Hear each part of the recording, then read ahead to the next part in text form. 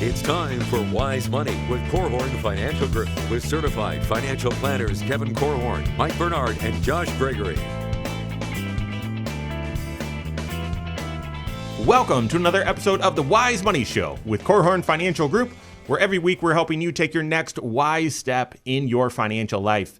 Thanks for being with us, friends. My name is Mike Bernard. I am your host. I'm also one of the certified financial planners on the show. With me in the KFG studios, my fellow CFPs and business partners, Kevin Korhorn and Josh Gregory. How old do you have to be to open a Roth IRA? We often on this show talk about the benefits of getting started early with your investing, and with the power long-term of a Roth IRA, we want to spend the time on this show talking about how young can you be and get started with the Roth IRA. We're hitting those rules on this episode of the Wise Money Show. Okay, I just opened my coffee. It was really loud. I am sorry for that. That was but it's early. I need a little pick me up here. So anyway, hey, if you have a question for us, we're going to hit questions from fans of the show later in the show. In fact, a special sponsor today, Auto Owners Insurance, sponsoring the last segment of the show. Thank you very much. We'd love to hear from you and help you with whatever you're going through in your financial life. You can call or text us 574-222-2000. That's 574-222-2000. You can also submit questions online. Find us there, wisemoneyshow.com. Submit a question right there on the right. And then all over social media, wherever you're at, we are there as well. Search the Wise Money Show. Follow us there, and you can submit questions there as well. We get most of the questions there on the YouTube channel. Check it out. Submit questions. All right, so the Roth IRA, like Josh said, gets a lot of attention. Some financial personalities on the radio, it's like all they talk about. It's in vogue. You're not. It's almost, what is it? The BMW replaced the style symbol of choice, or whatever he says. Symbol of choice is the Roth IRA, actually, not the paid off home mortgage. But before we get into whether your child, whether a teenager can have a Roth, let's just set the foundation. What's the Roth? How does it work? Let's hit the basics so we're all on the same page. So the Roth IRA, you're putting after-tax money into it. So this is money you've already paid taxes on. So think this is money that would be in your checking account, savings account, wherever. It's not money, and you say, well, what's the difference between after-tax and pre-tax? Well, pre-tax money, if I was funding, that's the difference between a Roth and a traditional IRA. A traditional IRA, I would fund, and then I would get a deduction on the front page of my tax return. So it helps you today, yep, right, for the traditional. But the Roth does not help you today. It's not a tax deduction. Right. And if we're talking about kids, most kids, until they get above about $12,000 of income, aren't going to pay a penny in taxes. So if you had income and you said, okay, I have income, therefore I can fund something, you wouldn't want to fund a traditional IRA because you're not paying taxes anyway. Yeah, that tax write-off doesn't do you any good if you're in the 0% tax bracket, as a child typically would be. So the Roth IRA just makes more sense from a tax planning standpoint for kids. But what about non-kids as well? I mean, the reason we love the Roth IRA is because if you've got money invested in one of these vehicles for years, maybe decades, and all that growth avoids ever being taxed, there aren't other investment tools out there, with the exception maybe of the HSA, that really give you that kind of power. Did you say, what about non-kids? Non-children. I think we have adults. I think is what you call. I think we have created a brand new classification of investor. Oh, that's great. We've got kids and non-kids around here. But we often get this as a follow-up. Like, wait a second, did I hear that right? Is this really how the Roth works? And that is, yes, it grows tax deferred, meaning all the activity, dividends, and when you sell something, capital gains, all of that is sheltered. It's all, you don't have to pay any taxes as it grows. And then if you've had it for 5 years and you've reached age 59 and a half, then you can draw that money out and it's tax-free. That growth is tax-free, never taxed. And that's the power for those kids. versus the non-kids. No, it's really that is a powerful financial instrument, really, wherever you're at, assuming that you've got the right situation for it and you're working with your CFP and they say, yeah, the Roth is the right idea for you.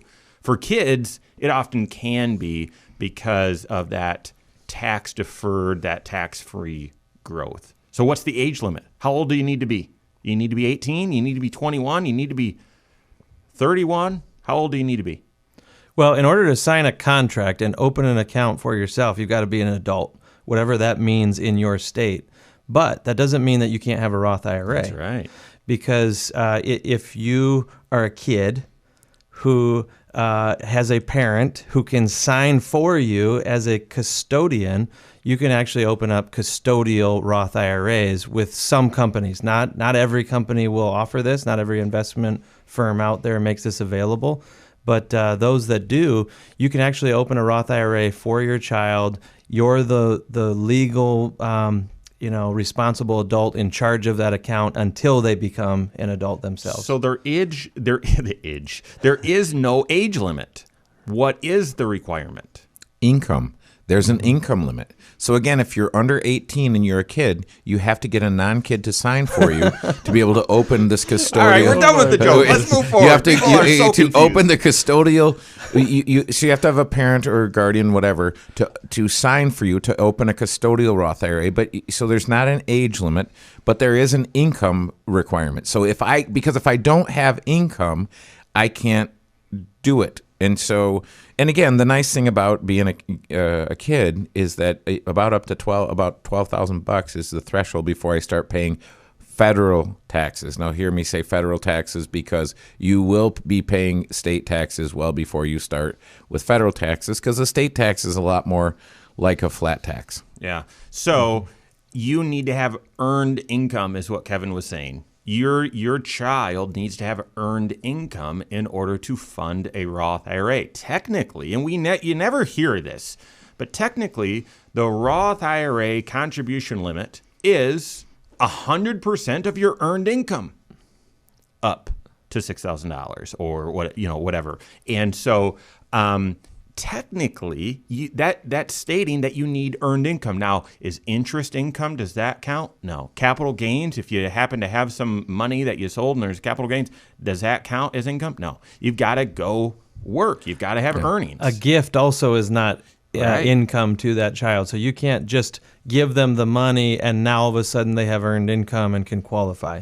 And one other thing that I would tell you is there's this thing called a spousal IRA or spousal Roth IRA. When you're married, this same, you need to have earned income, but up to a certain limit. That same requirement is there. But if you're married, one spouse can earn enough to qualify both people to contribute. It's not the same. That doesn't count for parents. The parent can't earn enough to qualify their child. The child themselves would have to have earnings. And one of the things to think about when people think about funding these things is, well, my child earned money. My child earned $3,000, but they spent it all they on something. Well, a parent could then make a contribution up to that income amount that the child earned. So the parent could go and put the $3,000 in the child's Roth IRA. That could is the point. We're actually going to talk about that. We get that question a lot. That from parents. Hey, my son or daughter earned $1,500 working at the part-time job at school or something like that. Should I put some money into the Roth, or can I, or should I? And we're going to hit that actually later on in the show. But one of the biggest decisions about funding the Roth IRA for your child or for a teen is can you? And we just answered that. That is yes, as long as they have earned income. But then the second question is, what do you invest in? That is, I would argue, the second biggest decision related to this. We're going to hit that as well as several other questions, that and more, coming up on the Wise Money Show with Korhorn Financial Group. Thanks for being here, YouTube. This is the Wise Money Show. You're at the Wise Money Show channel. If you're not already a subscriber, make sure you hit that subscribe button, turn on notifications, and smash that thumbs up button. What you're watching right now is the full 1 hour talk show that airs right here at 10 a.m. Eastern Time every single Saturday. Also airs on our podcast channel as well. Just search the Wise Money Show, subscribe to it there, and then a few radio stations here in northern Indiana. So yes, it's a full hour. Some comments I get from people say, get to the point. No, it's an hour talk show, okay? You never type into Oprah and say, Oprah, get to the point already, will you? That's an hour-long show, okay? But for those of you that want wise money get to the nuggets, point, Mike. Wise financial nuggets, that's every single weekday. We've got a much more shorter, palatable version of these next wise steps and taking what's going on in the financial world, applying it to your life. So make sure you hit that subscribe button, turn on notifications, and smash that thumbs up button. Leave questions as well. We appreciate that, and we'll answer your question on an upcoming program. All right, let's get into it. Let's rip. Investing the Roth IRA, a teenager Roth IRA. Okay. Sound good? Mm-hmm.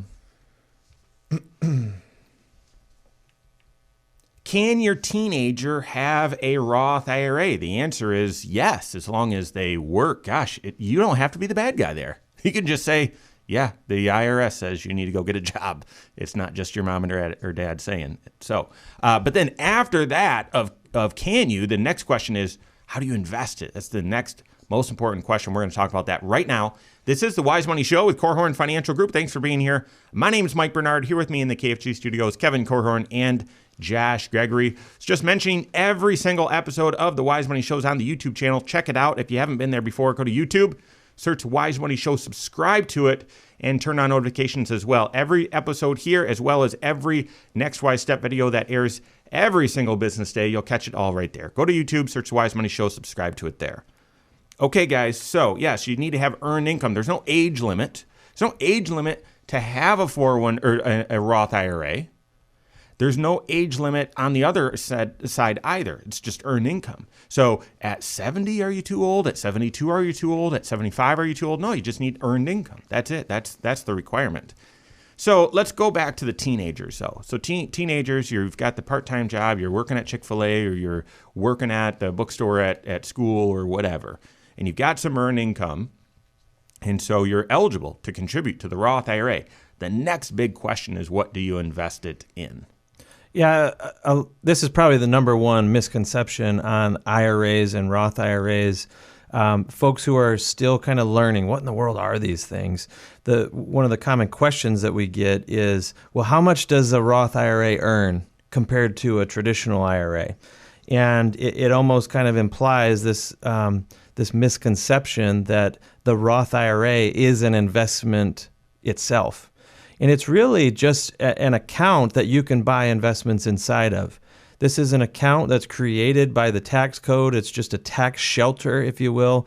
It's a place for you to park some money outside the reach of creditors and outside the reach of the tax man. But inside of that account, you have a whole world of investment options that you get to choose from. And most people, when they're getting started, probably should be using things like mutual funds, which really help you spread the risk around and give you a whole range of levels of risk that you can choose. You can pick mutual funds that are really conservative or really, really aggressive and everything in between. But by definition, we typically think of a Roth IRA as a long-term vehicle and therefore should be growth-oriented. So, I encourage most people to think of the investments that they would select inside their Roth IRA as being more on the growth end of the spectrum or the aggressive end of the spectrum, because they have lots of time to let it rebound from those temporary ups and downs that occur. So for a while, we've been asked to help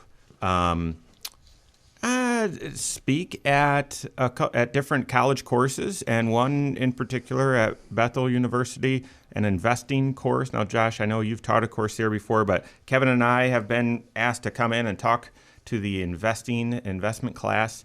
And there's one thing when I'm asked to speak to these seniors, typically, one thing that I love to do, and it's talk about the Roth IRA and then talk about the Rule of 72, which we did a show about a while ago.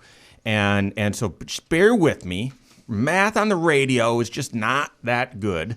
But if you're 18 years old and you throw $1,000 in a Roth, if that can earn 10% a year, then rule of 72 means that 1,000 will become 2,000 7 years later. So by the time you're 25. And then that 2,000 will become 4,000 7 years after that. So early 30s, okay? That 4,000 will become 8,000. That 8,000 will be 16. That 16 will be 32. That 32 will be 64. And that 64 becomes 128 by about the time you retire. Late 60s, okay? So $1,000 turns into $160-some thousand, all tax-free if you use the Roth. But you might say, well, geez, that's pretty cool. And I actually do. I get a lineup of these kids that are like, I want to open a Roth. I don't want to open a Roth afterwards, which I love that motivation. However, what's the key principle there? Yeah, you got to invest it in a mechanism that has an opportunity to earn 10% a year. Yeah, and that it's interesting when you look at that, because sometimes the people who say, hey, I want to invest.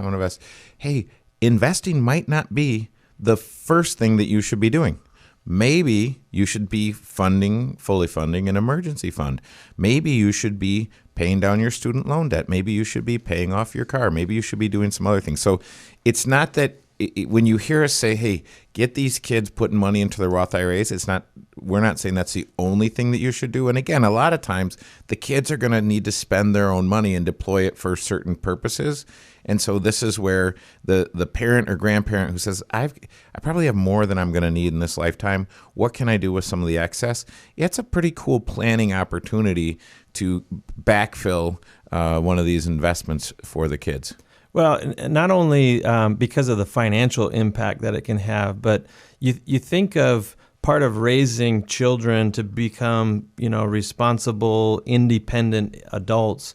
One of the skills that they need to leave your home with is the ability to save and invest for the future, to be able to postpone, benefits that they could enjoy today, push them out to a future self instead. And to me, man, anytime I see an 18-year-old or a college student who has some extra money, maybe they've really been working hard during the summer and they've saved more than enough for their school bills, and they have extra. When they start showing signs that, I'm interested in opening a Roth IRA, or I'm interested in learning how to invest, to me, it's not even about getting that $1,000 doubling and then doubling again and doubling again. It's about the experience and getting them comfortable with the idea of investing. Yeah. And it does inspire people, but can you inspire them without them getting too scared? They need to be investing in a way that doesn't create so much of a wild ride that they actually shy away and lose this great habit that's getting started. Right, and if you're if that's a college kid, because I've talked to a number of them, my kids are in that range right now. If you're a college kid in Indiana, and you live in Indiana, you make money, the first thing you might want to do if you're paying for some of your own college expenses, you might want to fund a 529 before you'd fund a Roth IRA. Yeah, potentially. Well, so we're going to get into a little bit of that, but you touched on, Josh, the riskiness and the fear and so on. And what a strange year to start investing or to be a new investor, because you're either looking at this saying, gosh, I should never do this. I saw a 35% drop in just a couple of weeks. Or you're thinking, this is so easy, a caveman could do it, right? and so let me go to the extremes. Doing the Roth, that good habit, I wouldn't just put it in cash or something safe. I would want you. I mean, the benefit there is on the growth. But then I also wouldn't say, well, just let it ride on Tesla. Maybe you'll win, maybe you'll lose. I mean, you might look at that 10% and scoff and say 10% a year. Tesla has done 10% in a day. I'm just putting my money there. And yeah, but Tesla or these individual companies, you risk losing it all. So work with a CFP and make sure you're using a balanced approach, a diversified approach, but it should be on the growth side is sort of the point. not the gambling side. It should be on the growth side. That gives you the opportunity, the chance to have it grow aggressively for the long term. And again, the Roth IRA, because it grows tax-free for the long term, Kevin has said that's 24 karat gold Cadillac very, very unique financial instrument. So, all right. What about all of these other issues that come along with funding the Roth IRA? We've hit a couple of them. We're going to talk about more of that and more coming up on the Wise Money Show with Korhorn Financial Group. All right. Parents funding it for them. We've touched on that, but we can talk about that as a specific strategy. And then a couple of these other questions. And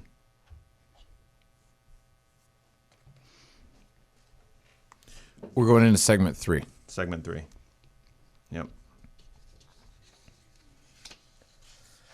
All right. Landing the plane. And then auto owners segment. Yeah.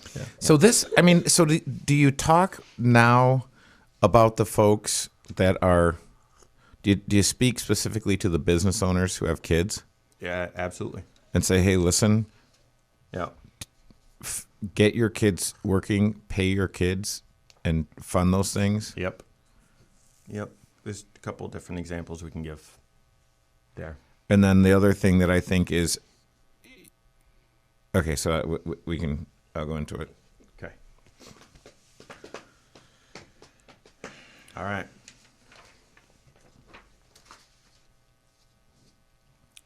Oh, sorry. Thank you. Thank you. Thanks for being on it.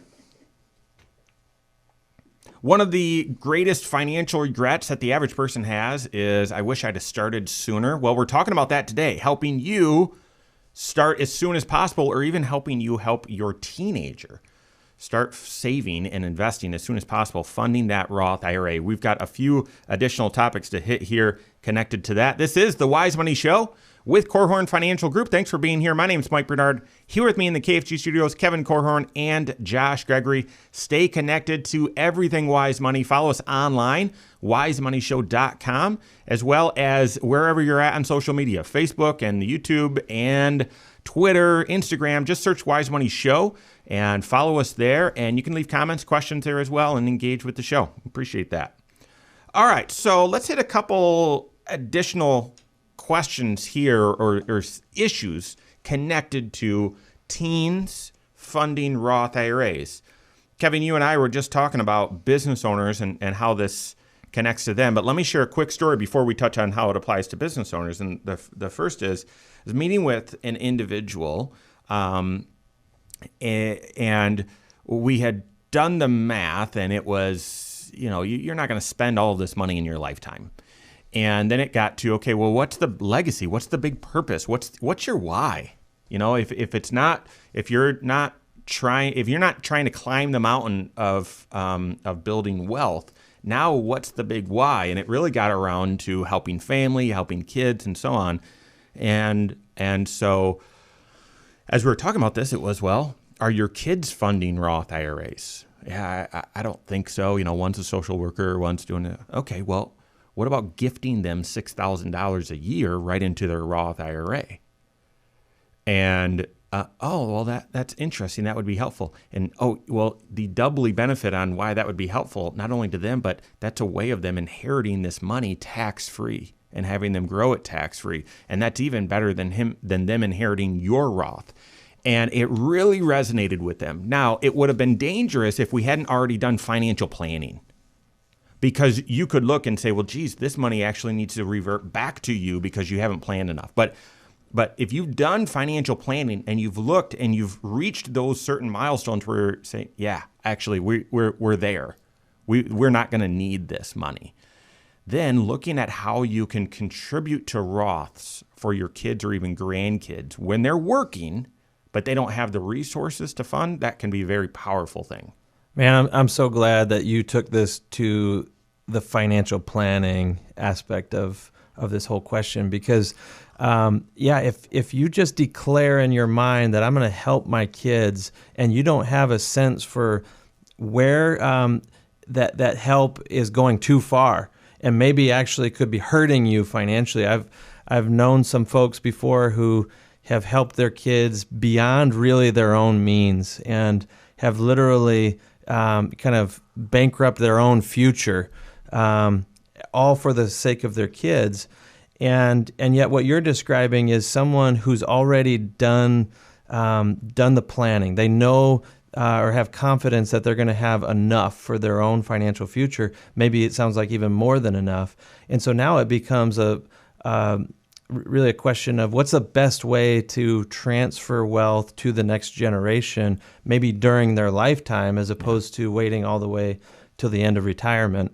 And definitely the Roth IRA is a way for a family to build up multi-generational wealth outside of the reach of the tax man. And business owners, small business owners, have a unique opportunity to do this as well. Right. Well, small business owners can pay their children to do stuff. I've paid my kids to clean the office since, I don't know, I think Josh was 6 when he first got started. But he helped, and we paid him, and you can pay them, and you have to work with your CPA. This is why you want your suite of professional advisors or your team to all be on the same team so that they can coordinate. But you can pay the kids, and the kids can get that money federally completely tax-free. They don't pay federal tax. They don't pay self-employment tax. They do pay state tax. But it's a pretty sweet deal, and then you can fund the Roth IRA. So for my kids, it was start with a custodial Roth IRA at American Funds, and as soon as they turn 18, you take that money and transfer it to Fidelity because you've got the entire world of options. People say, how do Roth IRAs perform? Yeah. And a Roth IRA, think a cookie jar, right? The Roth IRA is the cookie jar. What kind of cookies do you have in there? Well, you tell me what kind of investments you have in there. I'll tell you what kind of performance your Roth IRA is getting. But a business owner has a pretty amazing opportunity. Or you don't even necessarily have to be a business owner. You could just say, hey, my kid wants to work and has an opportunity to go make some money. So they're working, raking leaves for the lady across the street or what have you. But it'd have to be a certain, volume of money for it to make sense.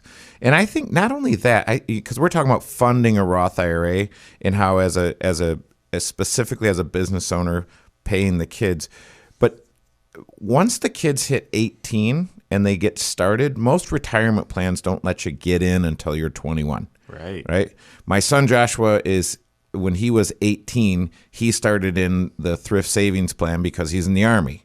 But that's a little bit unique. And most places don't let you in at 18. But he started on the Roth side of the deal, where he wasn't getting the tax benefit as he was putting the money in, but it'll grow tax-free forever.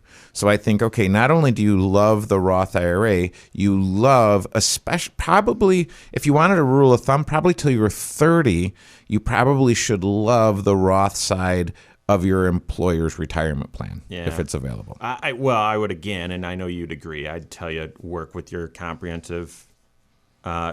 certified financial planner on comprehensive planning, because you need to make sure that the Roth makes sense. Maybe pre-tax makes sense to get retirement savers credit, something like that. But just sort of by default, funding it while you're young, funding it. But let me paint a scenario while you're young.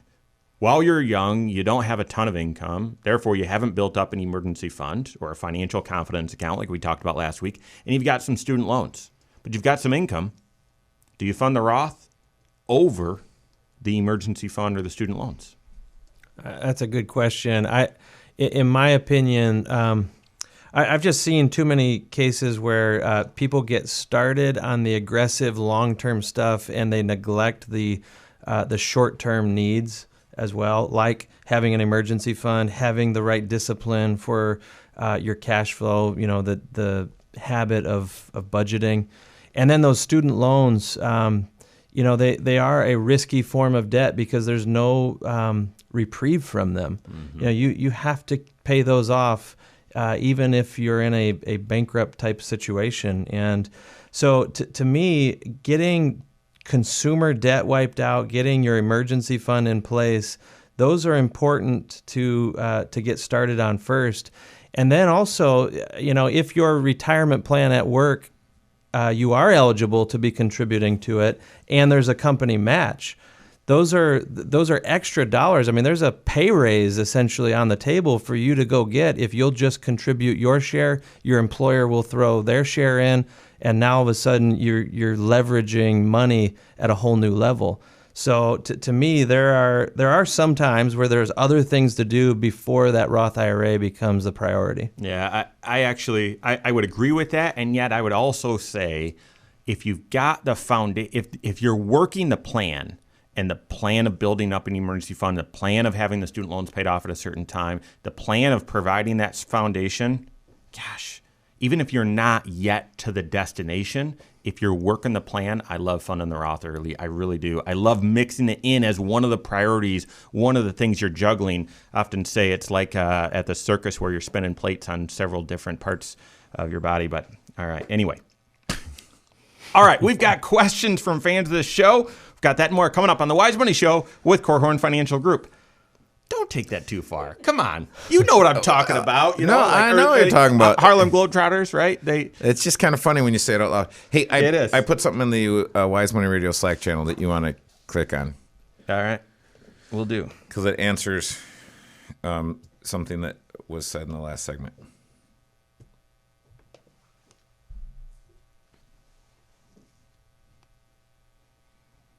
So that we're entering the last segment. No, but it's based on your AGI. So if you want to do pre-tax, that would move your AGI to a lower and qualify you for a that's higher. why you're saying that. Yeah. I got you. Yeah. Okay. I thought you were saying it had to be pre-tax in order to qualify for the Savers Credit. No, okay, so here's some bonus content there. Kevin was politely, just every once in a while we're wrong. Or something will come out the wrong way. Well, right? it's things are it comes out the wrong way very easily. And so there was I think even on SportsCenter, there's a couple of shows where they do like right at the end, Pardon the Interruption. One of my favorite shows. Love that show. Right at the end, they're like, okay, what did I mess up? And they quickly, fact check this. This was this person. This was that person. But Kevin pointed out, it made it sound like the retirement savers credit needed to be pre-tax contributions. That's not the case. The retirement savers credit is for eligible retirement contributions. So 401k, Roth IRA. It's just the amount of savers credit that you get depends on your adjusted gross income. And in funding something pre-tax could get your adjusted gross income low enough where you could get more retirement savers credit. And that may make sense. Or just make you eligible for the first time if you're right on the bubble. Exactly. Yep. So anyway, sorry if that came out. That's a good point. Confusing. Easy to do. All right. Auto owners segment. We're landing the plane. Yep. We've got, what do we got here? Yeah. Policy discounts. And then PLPD. Let's start with PLPD. This is not a slam dunk. I can see your enthusiasm.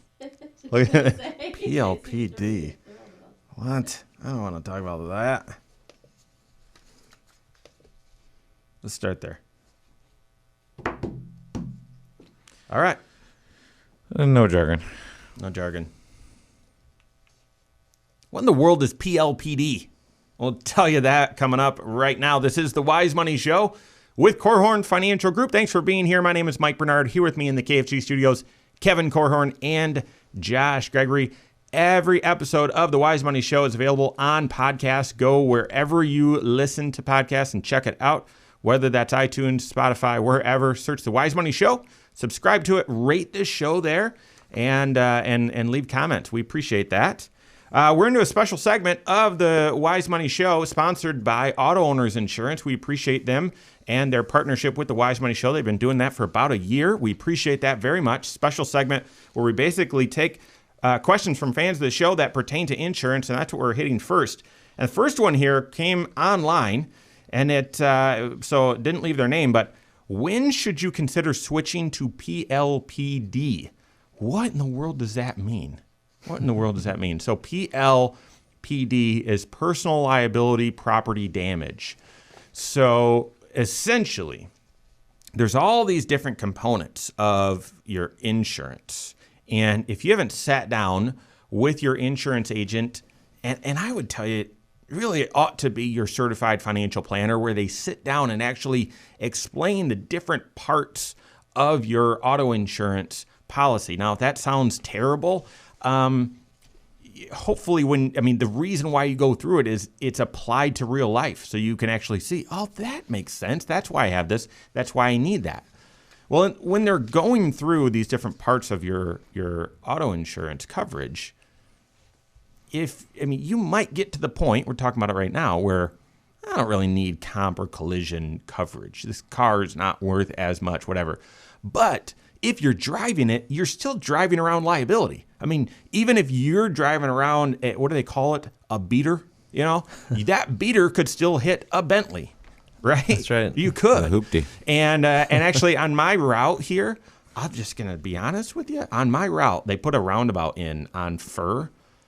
And I mean, this thing gets hit. This roundabout gets hit trashed all of the time. All of the time. It's been there for quite some time, too. Do you wonder if that's on purpose, though? I don't know. I look at this and I think you'd have to be trying. Like, it looks like someone just plowed it. The last time I saw the accident there, the person had gotten their car up on top of this thing, like a cherry on the ice cream. I don't even know how it's possible. But I watched it. I drove right by. I'm like, what in the world? Spectacular. So anyway, even if you're driving around a beater or a car that you say, I don't really need to pay this extra insurance, there's still liability risk because you're driving it around. That's PLPD, personal liability, property damage. Liability is a term that we use to say this is protection for you if you cause an accident that hurts someone else or hurts someone else's property. Right. So you're liable, you're responsible. In other words, you're the one who's got to pay to get this fixed. And the whole reason that you have insurance is because who knows what kind of car it was that you hit, what kind of person that you just injured. And this is the part that it's required. You have to drive around with insurance, although not everyone does. That's the scary thing. In fact, I had a family member who was involved in a fender bender, and when the person that hit her got out of the car, they were just all distraught because they didn't have insurance. Oh, boy. And they're like, I don't know what to do. And before you know it, this person's picking up their own bumper, throwing it in the car, and driving off because they're afraid of getting in trouble. And, my family member, first question is, okay, am I covered in this situation? And the first question back is then, do you have full coverage, or do you only have this liability protection in place on your vehicle? Because when someone drives off, when you're a part of a hit and run, essentially, it's your insurance company that comes to your rescue in a case like that if you have full coverage as opposed to this PLPD. So what is full coverage? So that is if you let's take for example, your vehicle is damaged. Well, Kevin, you guys have had a couple incidents. There was a deer issue, right? And the deer totaled the car. Is that right? Or yes, we're blaming the deer. We're blaming the deer. It had nothing to do with operator anything. It's all the deer's fault. I don't know how these deer keep getting driver's license. They're terrible drivers. They're horrible drivers. It's terrible. And so totaled the vehicle. And so you might say, okay, well, I got to replace this vehicle. So my insurance better give me $25,000 to go buy a new car. And they don't. They actually, so they don't give you replacement costs. They give you actual cash value. So what's the thing worth? What's it worth? And if your vehicle isn't worth that much, you might say, I'm not paying for the insurance that will actually give me what it's worth if it's beat up or if I have some damage. Instead, I'm not going to pay an extra, let's just use some round numbers, not going to pay an extra $150 every 6 months just in case my car is totaled and they give me $800 for my vehicle. That doesn't make sense. So you would drop full coverage and just go down to property damage, meaning yeah, if you had a fender bender and it was your fault, there's no insurance to fix up your vehicle. You're driving around with that fender in your trunk. And if you do if you do that, one of the things that you want to be careful of is you'd want to have a fully funded emergency fund in the event that something happens so that you could buy the next beater. I mean, some folks choose to drive a beater because they're totally satisfied with a beater. Some folks choose to drive a beater because that's all they can buy. And so, the cars that are named after a famous radio show personality, they call them your Dave car. So if you're driving a Dave car, but the thing that I would caution you about is because what's the question? Is the question really when should I go to PLPD, or how do I save money on my auto insurance? Because if you're asking how do I save money on my auto insurance, I've seen folks with state minimums come in and get the right coverage with the right company for less than they were paying for state minimums. So this is where I would say, well, a function of potentially saving money, and I would say the big idea with insurance is not how do I save money, it's how do I get the appropriate coverage first. Exactly. And then cost is a component of the decision making, but it shouldn't be the component, because really one of the things that you might need to do to save money is to print out a credit report for yourself right now. You can do I think you do one of those a month or one of those a quarter now because of the COVID crisis we're in. But and then work on improving your credit score. That's going to drive what you pay for insurance. No pun intended there. Yeah, I agree. Typically, this PLPD question is secondary, or it's part of the how do I pay less for my insurance. But let's still just go back to when is there a time? Is there a rule of thumb when you should flip it over to PLPD?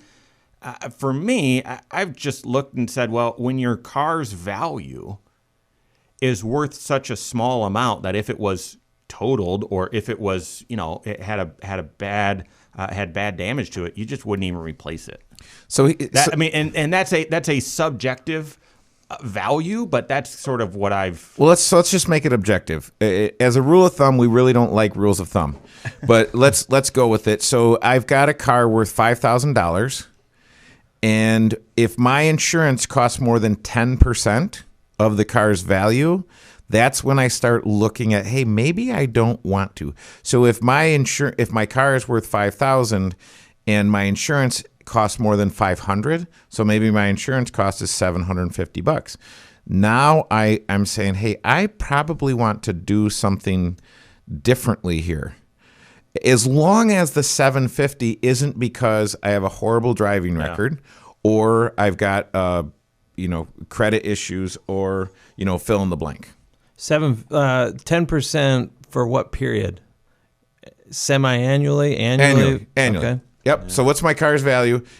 Let's make it simpler. My car's value is $10,000. If my annual premium is north of $1,000, I need to sharpen my pencil. See how that's interesting. I've never heard that one before. The way that I often address this with clients is I ask the question, if you were to get in an accident that you caused and your insurance company doesn't help you fix this vehicle at all, does it create a financial hardship that you can't recover from, or too much of a crisis in your life? And if it does, maybe it's worth paying a little bit more insurance premium each year just because it's providing a true safety net to you that you wouldn't be able to do on your own. But the problem with that question, Josh, is the answer is unknowable, because the rules in Michigan are totally different than the rules in Indiana. But I had a client and they had hit someone, so it was their fault. Michigan's a no-fault state, so let's forget about that. That's a completely different show. But in Indiana, so they hit this person. It was their fault. They had an insurance company that said, hey, your liability limit is $100,300. So in this case, there's $100,000 of liability protection, and we're going to write a check for that. But they're suing you for north of $100. And so you guys need to retain counsel because you're going to get sued. The insurance adjusters will write you a check for $100,000 so fast it'll make your head spin. So you say, well, yeah, but what about that beyond that? Or in Indiana, the limits are $2,550. It'd be pretty easy to be in a situation where the damage caused is north of $50,000. I agree completely. In fact, it's part of the reason why when we talk about car insurance, it's not a lot of time spent on should I have PLPD or should I have full coverage. Most of our attention is the exact issue that you're bringing up, and that's not I injured someone's car. No, it's I injured a human being. Yeah. And the cost can get out of hand real fast, and it's part of the reason why if you have not reviewed your home and auto insurance recently to know what kind of protection you have from lawsuits coming at you, then it's time. This needs to be your first action yet this weekend. Reach out to your certified financial planner who can help you analyze this along with your insurance agent. They should be collaborating together to help you know what your coverages are.